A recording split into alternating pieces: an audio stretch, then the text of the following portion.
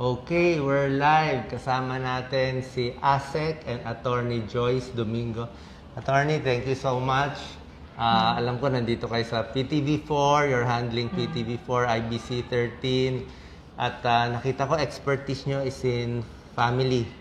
Yes, Doc. Okay. Family law. Family law. Baka pwede mo matulungan yung mga followers natin na may problema sa asawa, gusto magpa-anal, kasi expertise nyo to eh. Paano ba, ano ba yung mga simpleng payo nyo sa mga nakikinig? Na gustong maghiwalay. Paanal, maghiwalay. Oh. Pag sinabing maghiwalay, hindi naman, Doc, automatic na annulment, no? Maraming klase ng paghihiwalay sa ilalim ng batas natin dito sa Pilipinas. Pwedeng annulment, pwedeng legal separation, or pwedeng yung physical separation without having to undergo yung proseso sa korte. Sila. Opo. So, dun sa mga na may gusto ng annulment, hindi naman po pwedeng magpa-annul kung wala po tayo ng alinman dun sa mga grounds na available doon sa ating batas. And the most common dun sa mga ground doon ay yung, of course, yung tinatawag natin yung psychological incapacity. Ano ba meaning ng psychological incapacity ng lalaki o babae? Siyempre, ayaw nila gumastos, marami walang pera pagpunta sa lawyer. So, kailan yung may grounds na?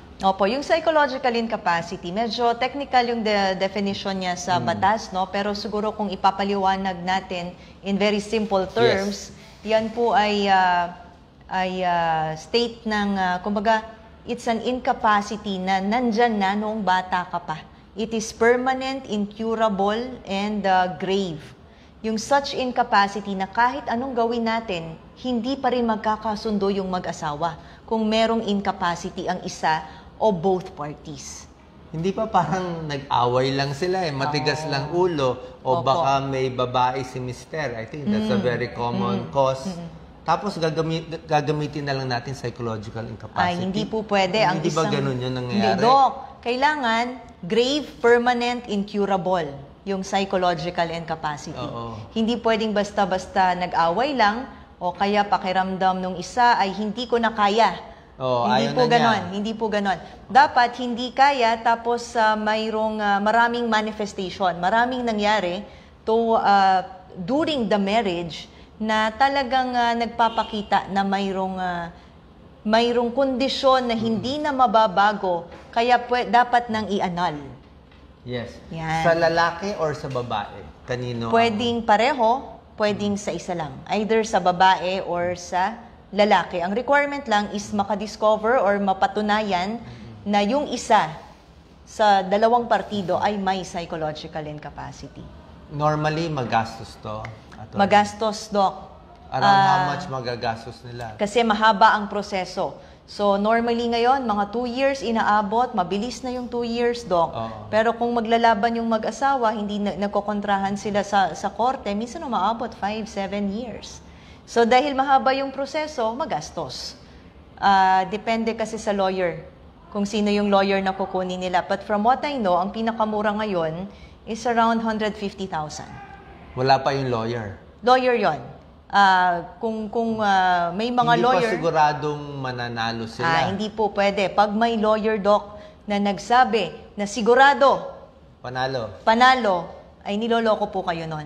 Kasi it is the judge who will decide, who will appreciate the evidence. So pag may lawyer na nangako, sure to, panalo, bigyan mo lang ako ng 300,000. Ay hindi po totoo yun. Marami po. Kahit sa labas lang po ng munisipyo, marami po. So, ano mapapayo mo sa mga nag-aaway? Kung mahal yung annulment, sabi nyo, Attorney Joyce, malabo yung divorce, matuloy? Dito po sa Pilipinas, ako I'm not so hopeful na magkakaroon ng divorce law. Kasi predominantly Catholic pa rin po. Kahit marami na nagpa-file ng divorce? Yes, opo, marami. Ako I'm hoping. Nag-uusapan lang, pero malabo maipasa. Mukhang malabo, Doc, kasi... So, aasa lang tayo sa annulment? Aasa tayo sa, ngayon, annulment lang ang available na option sa atin. And again, like I said, hindi naman kung may pambayad sa abogado, papasa na yung annulment. So, dapat mapatunayan na there is a ground, that there is indeed psychological incapacity. Ano pa ibang option nila? May option ba sila na sabi mong legal separation or Yes. na mas mura, mas madali? Hindi naman necessarily mas mura. No? Nagmamahal po yung annulment kasi yung annulment, normally, nag-iimbita tayo ng expert witness, yung psychiatric doctor. Pero kung legal separation po, simple po yung mga ground na kailangan patunayan. Yes, like, ground? For example, repeated physical violence. Yan. So medyo mas madali Physical pong... dapat violence? Yes po. Ay kung sinisigawan, inaaway lang? Could be also. That is also violence. No? Pero yung mga yan po, that is only a ground for legal separation. Anong ibig sabihin ng legal separation? Ang legal separation naman is pwedeng sabihin ng korte na kayong mag-asawa dahil existent at napatunayan yung ground, for example nga repeated physical violence, pwede na kayong maghiwalay from bed and board. Hindi na kayo ire-require ng batas na magsama, hindi na pagsasamahin ang inyong mga assets. Hiwalay na rin yung asset? Hiwalay po yung asset. Tapos, yung bahay. paghihiwalay na po yun. Kasi ngayon, sama-sama, hindi ba? Pag kayo ay mag-asawa, kayo ang may-ari ng lahat ng inyong naipundar. Pero dito sa legal separation, once it is granted, pwede nang pagkasunduan or pwede nang sabihin ng judge how the assets are to be divided. Yung mga future na mapupundar, nakikitain, kanya-kanya na. Parang annulment na rin yun. Medyo. Ganon din po sa annulment. Sa bata, paano sa bata kung may dalawang anak?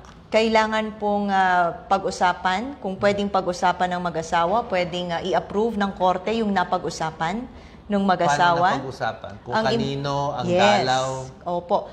Normally sa child custody and support, pinag-uusapan dyan sino ang magbibigay ng financial, magkano yung financial support, o kaya kanino ang primary custody, kanino titira ang mga bata, kung dadalaw ang nanay o ang tatay, sasabihin gaano kadalas, kanino magpapaalam. So, pwede pong ganyan kadetalyado. Mahal ba itong legal separation o mas mura? Lumalabas, mas mura yung legal separation kasi hindi natin kailangan patunayan yung psychological incapacity. In which case, hindi natin kailangan na kumuha ng psychiatric doctor to stand as expert witness. Tapos, ano pa isang option? Yung physical, sabi mo, separation? Ano lang po yun? Decision lamang po yun na maghiwalay kayo. So, walang hindi dadaan sa korte. So, hindi naman po pwedeng i-force ng gobyerno o ng batas na kayo ay magsama kung pakiramdam ninyo ay hindi ninyo kaya ang isa't isa. Itong mga ganitong annulment, legal separation, pang mayaman lang ba to? Hindi po. Pag sa mahirap, ano yung option nila? Ganon din po. Pwede rin po magpa-annul ang mahirap o ang... Saan sila kukuha ng pambayad sa lawyer? May mga lawyers po tayo. Actually, if you search it online, makikita nyo po, napakaraming nagbibigay ng free legal assistance na mga lawyers. Saan nila mahanap? Could be PAO, could be Public Attorney's Office. Nakita ko, there is also, wag na nating sabihin yung pangalan, but there is a long list po. Marami private po. Private, yung mga schools. Siguro may sasabihin ako, yun na lang Sebastian Legal Aid Office. Kasi that's where I came from. So, marami na kayo na-handle na annulment po. case and Yes, iba yes pa? po. Napakarami na. Kasi I've been doing annulment for the last 13 years since I became a lawyer.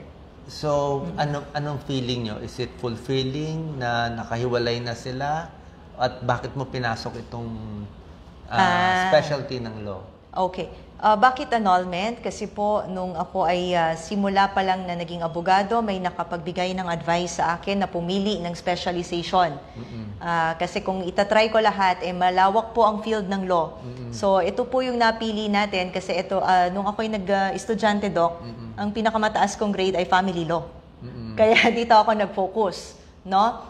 Plus, it's interesting kasi ako ay nakakakausap ng may mga kanya-kanyang kwento ng buhay. So, it's very interesting for me. Is it fulfilling? Yes, lalo na kung ang natulungan ko na makapaghiwalay ay talagang naghihirap dun sa kanyang pagsasama, sa kanilang pagsasama. Karamihan na tutulungan nyo, Attorney Joyce, is mga babae?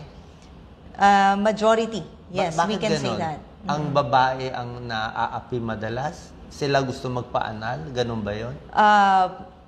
Siguro hindi na, when I say majority, siguro hindi naman siguro abot ng mga 80%. So, ano lang, hindi ko alam bakit mas marami yung babae. Kasi siguro ang babae, Doc, pag nag-decide. Pag nag-decide maghiwalay-hiwalay na. Oo, saka hindi sila, gagawa sila ng paraan. Hindi ba?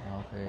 I don't know, but with the kung wala silang pera pang legal separation, pang annulment, kung kunin na lang nila yung bata, umalis sila, anong mangyayari? Kung kunin nila yung bata, magtakas na lang sila. Anong danger sa law? Oo, wala po kasing parental kidnapping dito sa Pilipinas. Pero bawal yung gano'n. Pag may anak ka, pwedeng kunin ng nanay, pwedeng kunin ng tatay, pero may remedy po yung tatay. For example, yung nanay kinuha yung bata. Yung tatay pwedeng mag-petisyon sa korte ng tinatawag na habeas corpus. So magpe-petisyon para ilabas yung bata. Kasi ang sabi sa ating batas, ang nanay at ang tatay ay parehong may custody sa kanilang anak. So pwede kasuhan yung nanay? Pwedeng kasuhan. Pwede makulong si nanay? Hindi naman po. Kakasuhan lang para i-require ng korte na ilabas yung bata at makita ng ama. Meron ka bang payo sa dami-dami mong 13 years sa mga nakikinig sa atin? Opo. Kailan, sino sa kanila yung magsama na lang kayo, mas masakit ang ulo ng annulment, o maghiwalay na kayo? Ano yung mga tingin mong grounds na panghiwalay na to o pangbalikan pa rin? Opo, Doc, ang lagi kong pinapayo sa aking mga kliyente ay kung kayo ay nakakaranas ng difficulty sa inyong marriage, no? Explore nyo po all the possibilities. Kailangan, kung kaya, no, mag-seek ng help ng pare humingi ng counseling, ng doktor. Gawin po ninyo ang lahat bago po kayo magdesisyon to finally go to court. Kasi kayo po ay may sinumpaan nung kayo ay nagpakasal. So, di po ba? Explore po muna yung lahat ng pagtitiis, gawin po muna ninyo. Kasi pag naghiwalay po kayo, lalo na kung may anak, hindi lang po kayo yung apektado. Lalong-lalo po yung mga malaki bang epekto sa anak, sa nakita mo?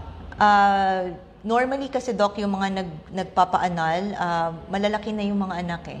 That's why it's part of the reason kung bakit sila nagde-decide to finally separate. Kasi okay na yung mga anak ko, ganyan. Pero kung may mga minor na anak, medyo mag-isip po tayong mabuti. Magkano gastos ng legal separation? Tanong ng follower.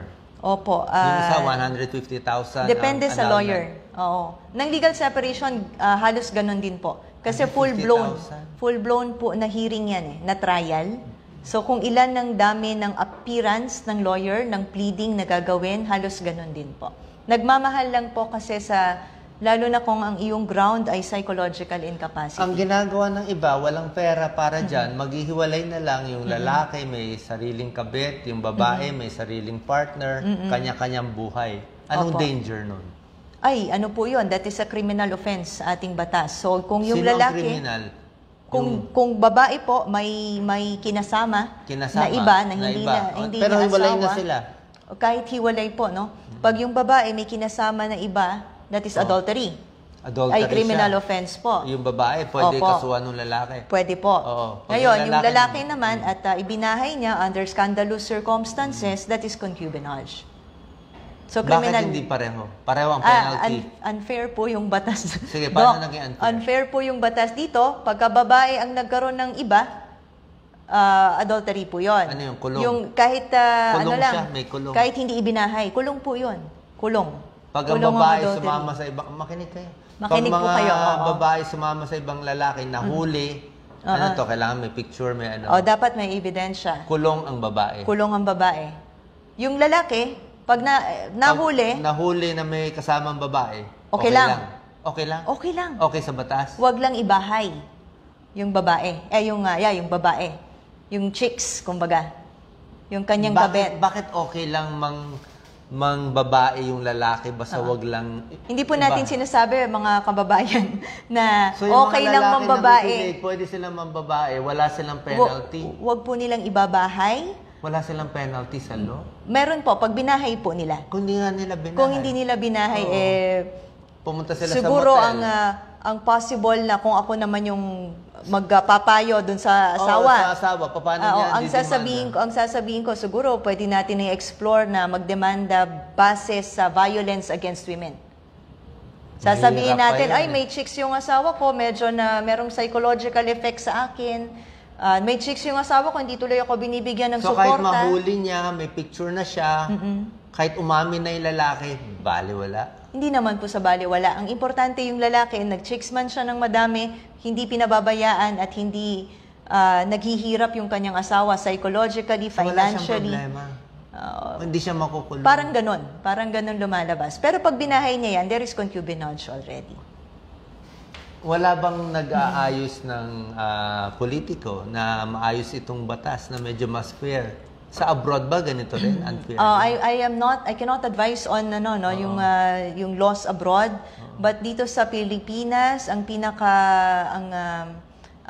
ginawa na ng ating mga mambabatas ay yung VAUSI, yung Violence Against Women and Children Act. Mananalo ba sila sa VAUSI Yes, opo. kung babaero lang yung lalaki?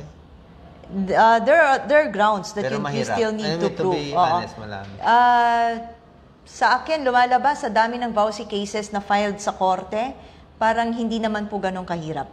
So, medyo may depensa Attorney, yung mga babae. Nagalit, oh. Grabe, Opo. unfair, super unfair. Yes po. Tulungan mo kami, attorney. Yes to divorce. Yan na lang sagot nila, yes to divorce. Yes to divorce. Ako personally, this is my Pag may personal divorce opinion. na, Divorce is okay. Pag nang babae yung lalaki, i-divorce lang. Ganun. Opo, ganun lumalabas. Kasi Hindi ba makukulong yung lalaki kung mambabae siya?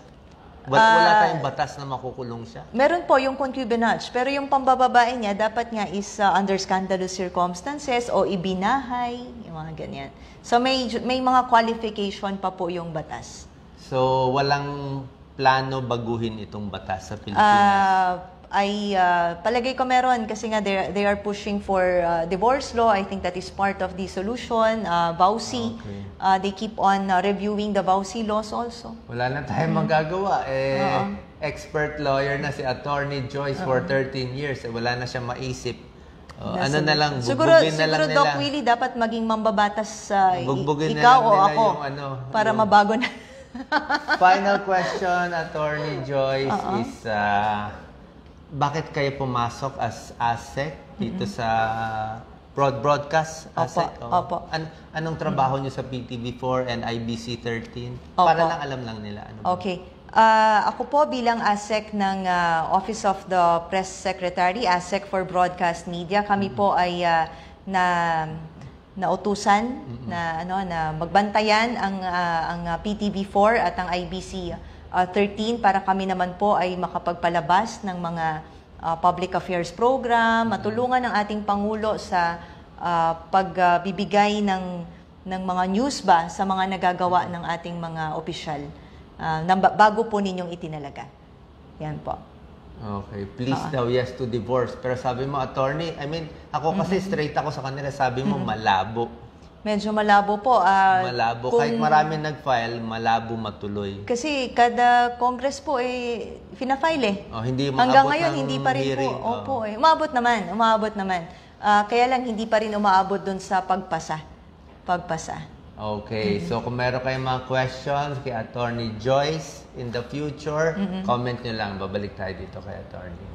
ASEC, thank you so much. Meron kang babatiin? Doc, babati lang ako sa ating mga kaibigan at kasama. Binabati po natin si Undersecretary Ina Reformina, si Director Aya Macalma, si Attorney Amir Muksan, si Miss Jen Tan, si Miss Maril Mariano, si Miss Jam Jonko at si Miss Maine Barreto. Also si ASEC Dennis Antenor. Opo. Sobrang galit nila. Bigyan mo ng ipakalma mo konti. Opo, kalma po tayo. Pwede po tayong umasa na dito itong bagong kongreso. Siguro lalaki yung gumawa ng batas na yan. Basta mambabae siya ng marami. Ay, lumang-luma po ito. This is revised Penal Code. Lumang panahon. I think this was taken from the Spanish Maraming Penal tatama Code. Politiko siguro. Opo. So, kung merong mga nakikinig na mga kongresista, palagay ko, kaya lang kung sila yung So I don't think they will change that. But anyway, pwede po tayong umasa for changes kasi bago naman yung ating composition ng Congress. Okay. So, at least alam natin yung batas. Yan ang Opo. mahalaga. Thank you Opo. so much, Attorney Joyce Domingo and ASEC sa broadcasting dito. Thank you, God bless. Doc. God bless you. Thank you. Dami na nanood sa atin. Oh. One.